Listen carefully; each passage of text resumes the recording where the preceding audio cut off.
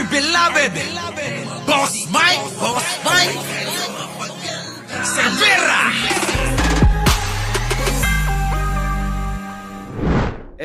Pinagbabawalan na ho itong mga DDS kasi nga ho, sa nangyayaring iskandalo sa kanila dyan, sila nagbabakbakan, sila nagsasakitan, sila nag-aaway, mga kababayan. Ano? Hindi ho natin katulad yung mga ganyan. Kapag ka may pagtitipon na para kay Pangulong Bongbong, siguradong magiging masaya lang. Ano po? Oo. Di ba? Oo. Sabi dito ni May, Waco, earthquake Cebu, 6.7. Oo nga, kanina pa. Ito na. Tingnan nyo ho mga kababayan. Sumugod na ho yung mga pulis, yung mga Dutch police, para ho itong mga DDS na mga nag-aaway, nagwawala at kung ano-anong mga ginagawa dyan sa may dahig, mga kababayan, mukhang dinidisperse na sila. Pinapalayas na ho sila, mga kababayan. Pakinggan nyo.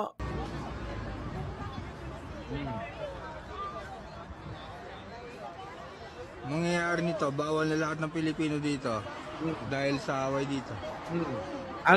Ang mangyayari daw sa mga Pilipino dyan dahil sa away-away daw, malamang baka patanggalan ng mayor itong mga bakal. Nako, baka ipatanggal na daw ho ng mayor yung mga bakal. Nako, grabe mga galising DDS. Grabe ka naman, NR.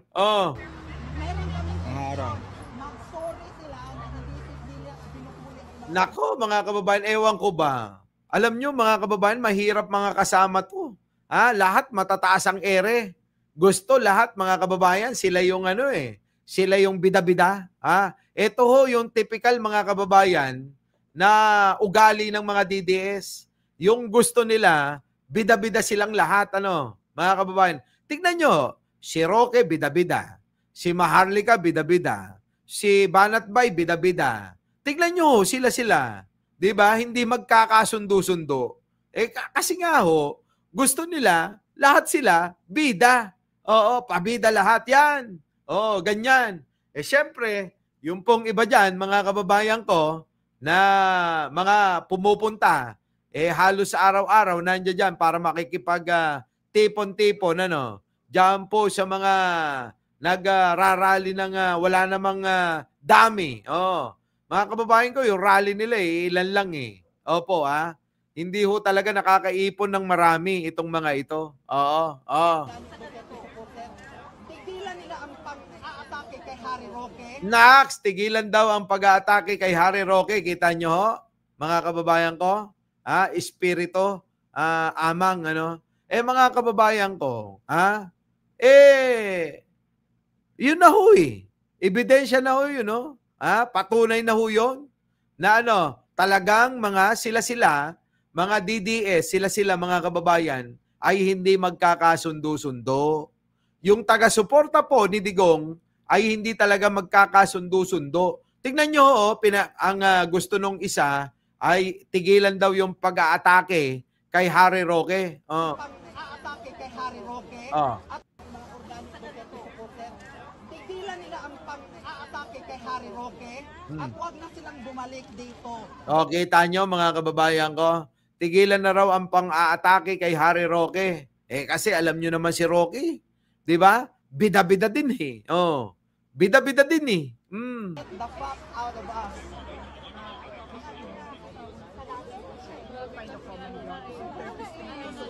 Tingnan nyo, yan, lahat po yan, mga bida-bida. Lahat gusto nila, mga kababayan, may papel sila. Mukhang lahat ito, mga kababayan, na nandiyan ay umaasa na kapag biglang naging presidente, si Sara Duterte, abay magkaroon sila ng opisina sa Malacanang. Ganyan ho yung mga iniisip ng mga yan Hindi na nahiya ho, mga kababayan ko. Kaya ho, etong mga ito, hindi ho malayo na pagdating ho na hindi, kung sakali lang, na hindi ho maibigay kung sakali maging presidente si Buday, malamang ho magiging kritiko rin ho ito Tulad ho nila, Nila yan, nila Maharlika at saka yung mga kaibigan niya, mga kababayan. Nung hindi ho napagbigyan, di po ba, sa kanilang mga posisyon na nais sa gobyerno. Anong ginawa mga kababayan? Bumaliktad. Ayun, mga kababayan, nagdadadakdak ng kung ano-ano. Halos gumawa na ng mga peking mga paninira kay Pangulo. Kita nyo, mga kababayan, bang klase, no? Hindi mangyayari, sabi. Excuse me, sabi ni Letreyes, hindi mangyayari na manalo si Sara kung sakasakali nga lang. Di ba? Yan ho eh. Yan ho yung balita na ini-expect ho ng mga ito. Magkaroon ng mga posisyon sa mga gobyerno. Kaya ho itong mga ito, nagkukumahog ano. Kaya ho, siguro, yan din yung sinasabi ni Harry Roque, mga kababayan.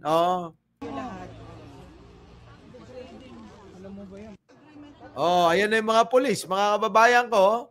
Binantayan na ho sila eh.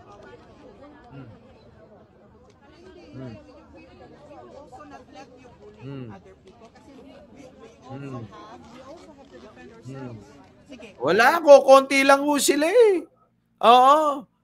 Siguro mga 10 kasama anino. Move forward. Move forward. Ayan, mga kababayan ko. Di ba? Yan ho yung mga hinampil na nagbibigay ng hindi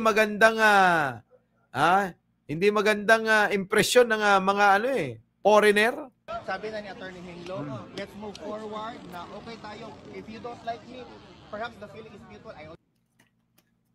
Ayan, mga kababayan ko. Malamang ho itong mga ito, hindi na ho ito makakapag-tipon-tipon dahil nga ho sa ginagawa nila. Paulit-ulit na lang ho na nag-aaway-away ho. Alam nyo ako, kahit na hindi ho ako DDS, ang pangit ho talagang tignan na yung magkakasama, ilan na nga lang, nag-aaway-away pa. Mga kababayan ko. Di po ba? Sabi nga natin mga kababayan noon, kayo-kayo na lang magkakamuka, nag-aaway pa kayo. Kita nyo? Sakit nun Yung sabihan ka na, kayo-kayo na lang ang magkakamuka, nag-aaway pa kayo. Di ba? Mga kababayan ko. Our beloved Boss Mike Severa.